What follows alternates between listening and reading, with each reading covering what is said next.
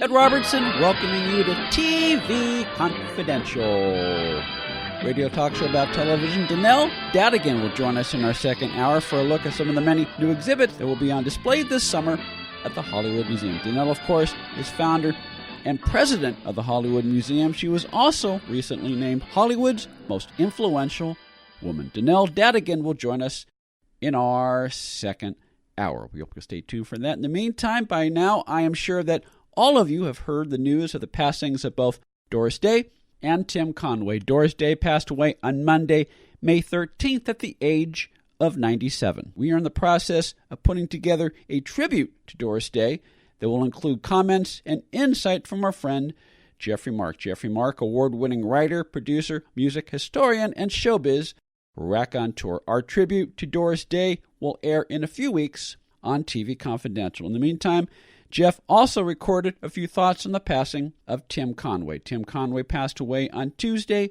May 14th. As it happens, within 24 hours of learning of the passing of Doris Day, we lost another icon who you personally knew as a friend, Geoff, that being Tim Conway. Well, Doris, when someone is in their late 90s, one has to expect there is going to be a death eventually. Mm-hmm. Eventually. With Tim, unfortunately, we knew he was sick for several years. So it was not a surprise that he left us. It was just a sadness that he left us because Tim had not appeared in public, for 2 or 3 or 4 years. Yeah. I think the last thing he did was an interview for Rosemarie's documentary about herself. Mm-hmm. And that was the last, and even that was difficult for him to do because Rosemarie was the person who found Tim Conway, again in Ohio. Mm-hmm. Ohio produces lots of wonderful, creative people. Yes, it does. Rosemarie, who brought Tim to Hollywood, to Steve Allen. So he was part of that. Tim is a force on his own. I'd be hard-pressed to find another comedy talent quite like Tim's.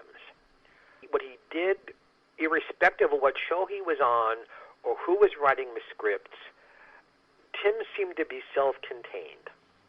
Now, I will say that I was a very close friend of Harvey Korman's, and if we're talking about the Carol Burnett show, which is probably what Tim is best known for, Mm-hmm.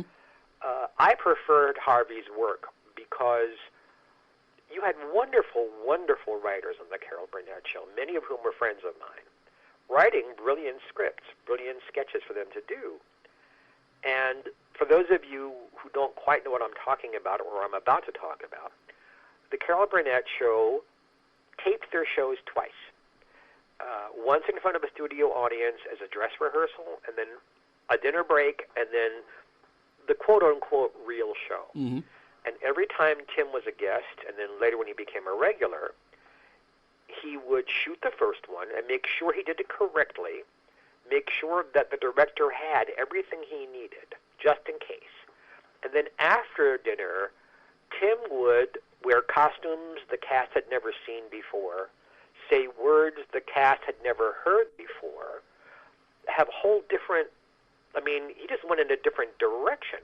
So, of course, Carol Burnett and Harvey Korman and Vicki Lawrence and Lila Wagner laughed because this was news to them.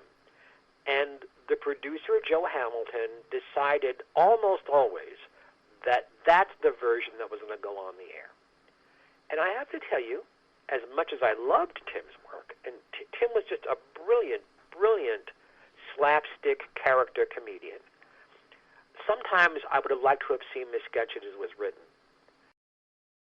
There are comedians, I think my friend Chet McCann was another one, who have brilliant ideas but don't have endings for them. So the sketch just goes on and on and on. When you have a comedian like Charlie Chaplin or someone who does film, well, they can go on and on and on and then edit it out, edit it down to a good ending. I think sometimes Tim's sketches went on too long. But who am I to argue with 11 seasons of top-rated comedy? So obviously all you guys at home loved what Tim did, and I can tell you he was a lovely human being, as was Harvey Korman. And he brought that same Midwestern niceness to his zany humor. Yeah. And it just was a sadness for all of us that he didn't get to be 97 and that he had ill health. Yeah, and that there was some tension and drama behind the scenes, some of which has been made public in other publications, and we won't dwell on that here. Folks, if you want to read about it, they're out there. You could check it out yourself. Geoffrey Mark is on the line with us. Geoffrey Mark, Emmy Award-winning and Grammy Award-nominated writer, producer, performer, music, and TV historian and showbiz raconteur. Geoff is sharing a few thoughts and insight into the comedic persona and unique improvisational genius of his friend Tim Conway. Tim Conway passed away this past Tuesday, May 14th, at the age of 87. The way I look at it, Geoff, is despite all that, as I understand, he went peacefully, he went without pain, and he's no longer tormented by that. Well, yes. Anytime you have injury to the brain, anytime there's any kind of, I'm using the wrong words here, but senility or brain damage or inability to function the way you're used to, especially when your functioning is about your brain. You know, humor is all about what you're thinking. Yeah. It's terribly sad.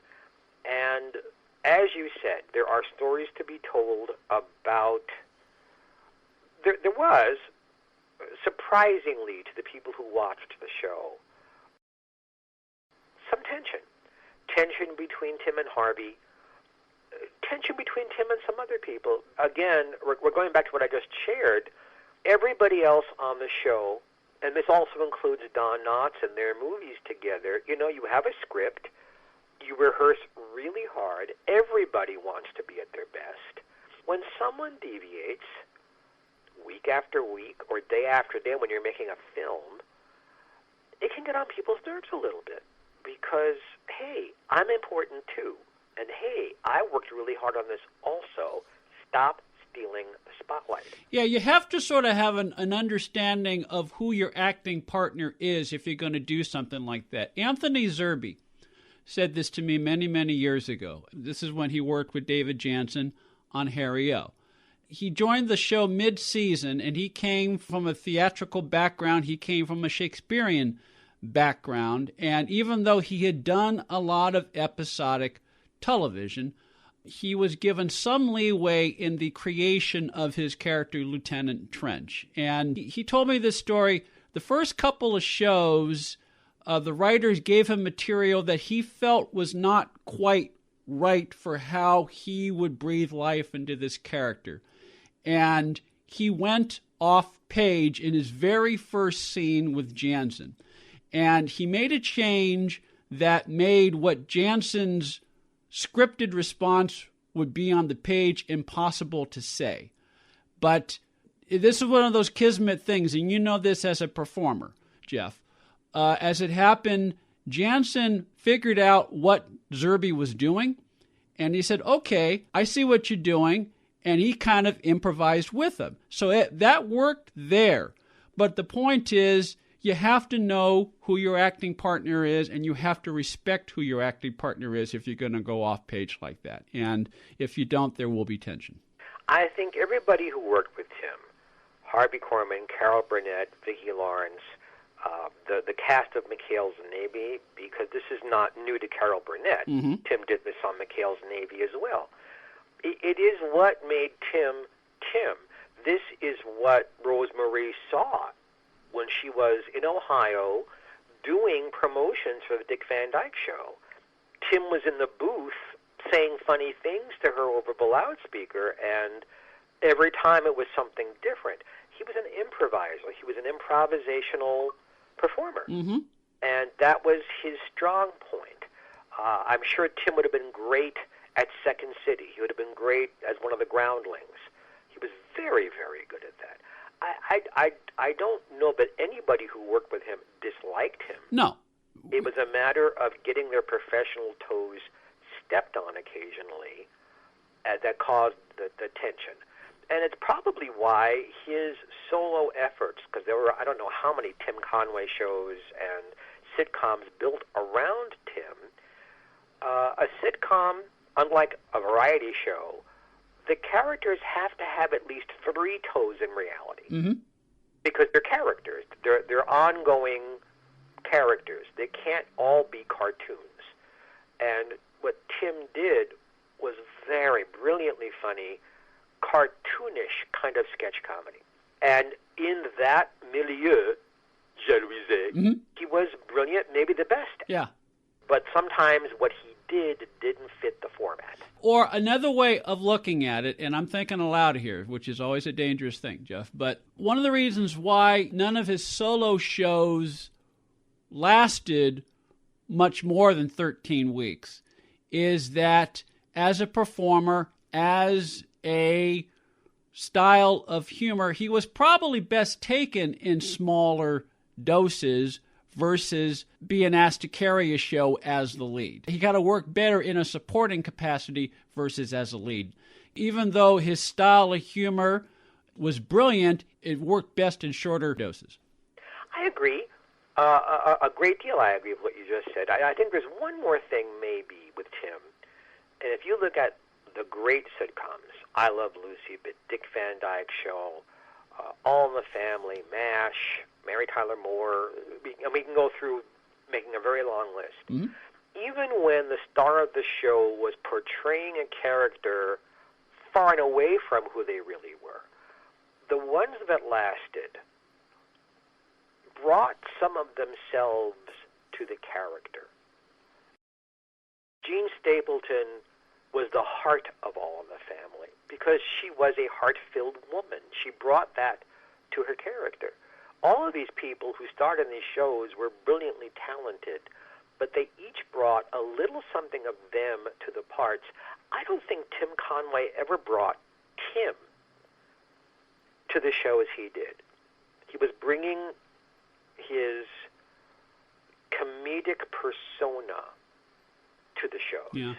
But you didn't really, because Tim was a nice man, but you don't really get that. You don't get that he was smart or kind or generous to people in the parts that he played. And perhaps if he would have allowed that to shine through a little bit, there could have been a Tim Conway show that lasted 7 seasons.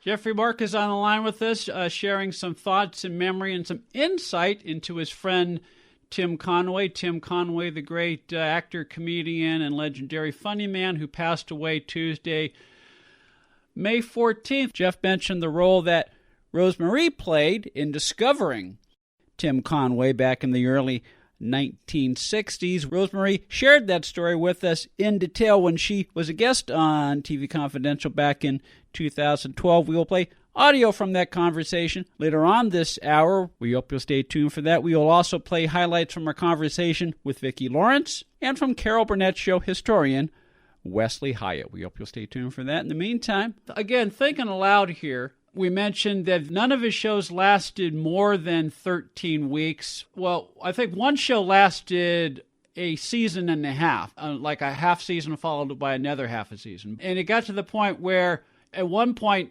I believe one of his personal license plates was 13WKS, 13 weeks. So he would make, and again, that kind of speaks to his self-depreciation in that he would make fun of himself for not having a long-running show. But in a day and age of today, shorter seasons, where 13 weeks is a long season, if any of his shows ran today, maybe they might have been successful or considered successful because they were limited 13-week shows. I will respectfully disagree.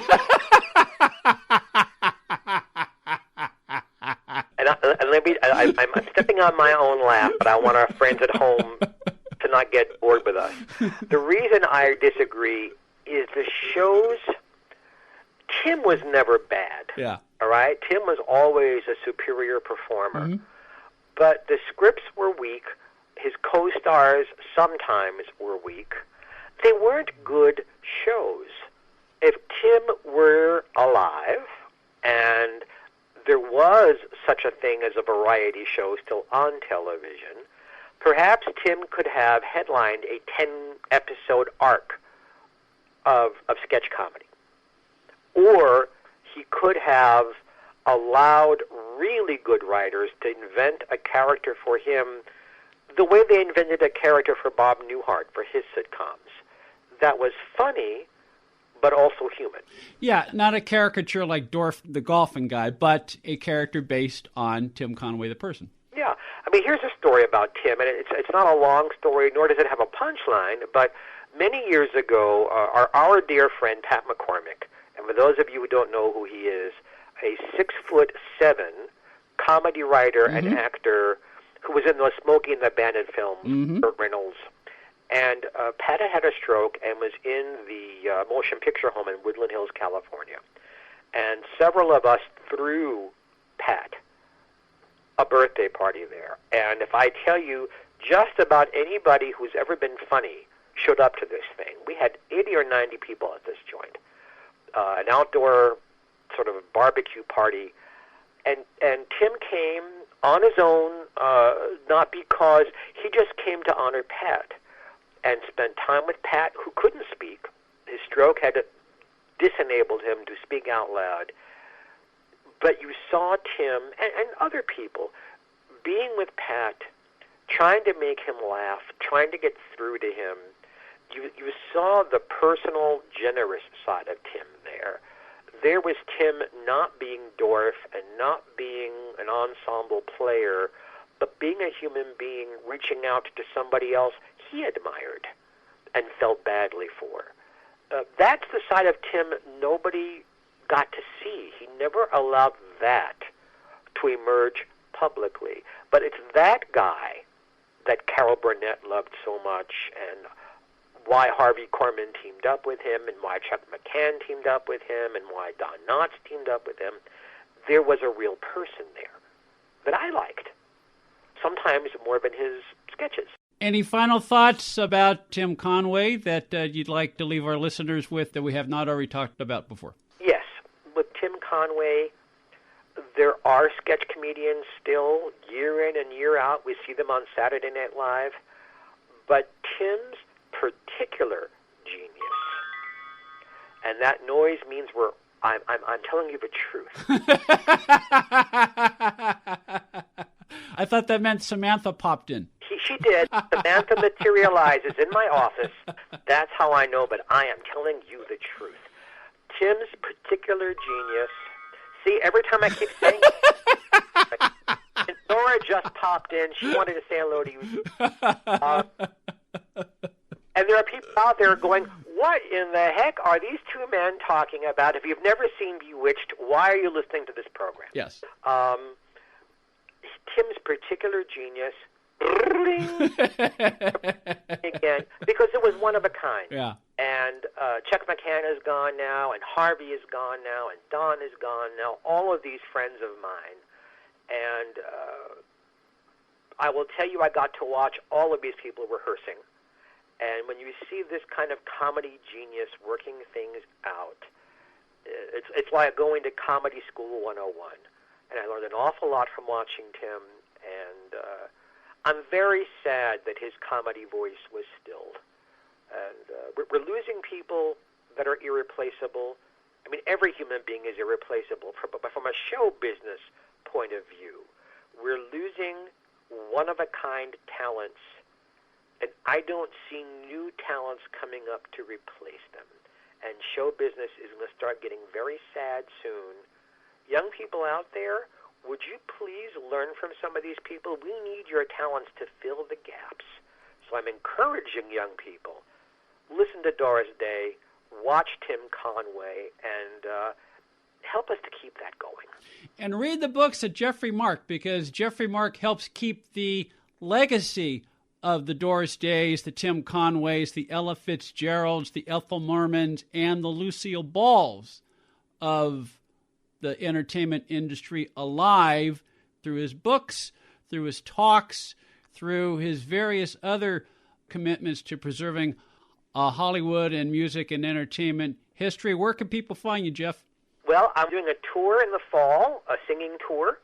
So maybe you'll have me on again in the fall, and we can give you dates for Virginia, Washington, D.C., Baltimore, and New York. You can come hear me sing and tell funny stories. Otherwise, you can find me on Facebook, Geoffrey Mark, Geoffrey Mark. If you have any questions, I'll be happy to answer them. I just finished writing my memoirs. That's coming out next year. I am doubling the size of the Lucy book. That's coming out next year. And I'm probably sweeping a stage and building some scenery someplace. Geoff, it's always good to have you on. We will have you back later in the year. I would love it. Listen to Ed's show because it doesn't get any better than this, guys. Geoffrey Mark will be back in a few weeks on TV Confidential as we pay tribute to Doris Day. In the meantime, we'll take a quick time out and we'll be back with more TV Confidential right after this. Ed Robertson, along with her friend Donna Allen Figueroa, who I understand has a new book out. Yes, it's entitled Fall Again Beginnings. It's the first part of a 4-part contemporary romantic series set against the background of working actors. Something that you know a thing or two about. You write what you know, and I have been working in the business for several years. It is not necessarily autobiographical, but it's based on... Sure, many of the experiences that the actors in my book have, many have happened to me, many have happened to friends of mine. It's not, if you're looking for Valley of the Dolls, it's not, it's grounded in reality. It is grounded in reality, and it's the first in a series. Yes. Called the Fall Again series. Fall Again. Which is available as a paperback as well as an ebook and in Kindle at fallagainseries.com. Hi, my name is Lily. My mom and dad used to fight about money all the time. Then one day I heard them talking about this guy, some uncle I never knew called Uncle Sam. Well, they say this Uncle Sam guy wanted them to pay him like $1 gazillion, and they didn't have $1 gazillion. So they called this company they heard on the radio called the Tax Doctor. And the Tax Doctor worked with Uncle Sam's people. I think they're called the IRS. And they were able to work it out so my mom and dad didn't have to pay Uncle Sam very much money at all. So now mom and dad are happy, and I'm happy too. Thanks, Tax Doctor. If you owe $10,000 or more to the IRS or state, call now and pay less. 800-649-0142. 800-649-0142. That's 800-649-0142. Are payday loans ruining your life? Do you want control over your money again? If you have 2 or more payday loan cash advances, listen closely. You may be eligible for a program payday loan companies don't want you to know about. A program that may help get aggressive and unfair payday loan companies out of your bank account and get you back on track to financial freedom. Payday loan companies may trap you into paying outrageously high interest rates, and they take way too much of your hard-earned money every week. We understand their tactics and know how to keep them off your back. We'll fight hard to help you regain control of your money. If you have 2 or more payday loan cash advances, call right now for a free consultation. 800-488-5880. 800-488-5880. 800-488-5880. That's 800-488-5880.